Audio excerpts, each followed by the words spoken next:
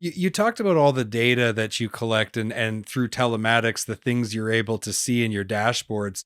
How are you connecting that data to the maintenance program so that, because like you said, you can't just work in a silo. You can't just be like, well, I'm in maintenance and I'm in safety and those two people do their own thing. Like, how do you bring it together so that it works in a more complete way to ensure that you're getting the result you're looking for with that truck? Right. So we use a software that combines all of that stuff. So all the data that comes in with the dash cam, the e-logs, all that kind of stuff, and maintenance pieces go into the same software. So everything essentially talks to each other, which is fantastic nowadays. Like I said about the good old days, nothing talked. We didn't have software in the good old days. I mean, but now we do, which is great. I love it.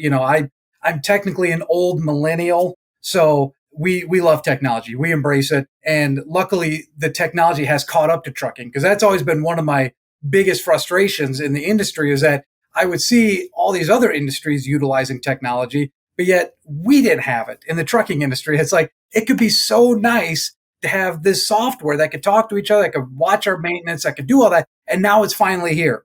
And now they're even introducing some AI stuff, which, I'm still kind of leery on, but we'll give it a shot. Just any sort of artificial intelligence makes me nervous because, again, I'm an older millennial, so I still have a little bit of that curmudgeon in me.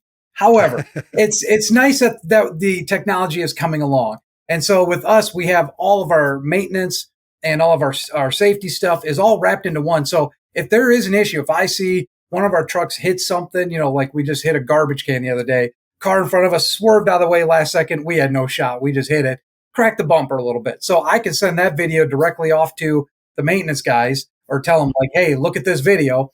And they can see like, okay, we'll need a bumper for that. And then they can order it so that when the truck gets back, we've already got it ready to be put on. I can't believe it's taken me this long to put that together. That's a great way of using that video footage to be able to send to maintenance and say, look, here's the event that happened. Now, based on that information, you can make maintenance and repair decisions that are equivalent to, the severity of the incident. I don't know why I never thought about that before, but that's a great use of it. And I share. So you're an old millennial. I'm a young Gen Xer. I'm as young as you can be as a Gen Xer. And this introduction of AI technology, I actually don't share the kind of Hollywood dystopian future that is put forward with when some people talk about AI. I actually see it as an incredible tool. And when you put a really experienced human being with this AI technology in their hands and they use it appropriately, the power of that is going to be unbelievable. And it's going to help us to exponentially increase output. So I actually hold a much more positive view of that. And I'm looking forward to seeing how we can leverage these new tools to our advantage. And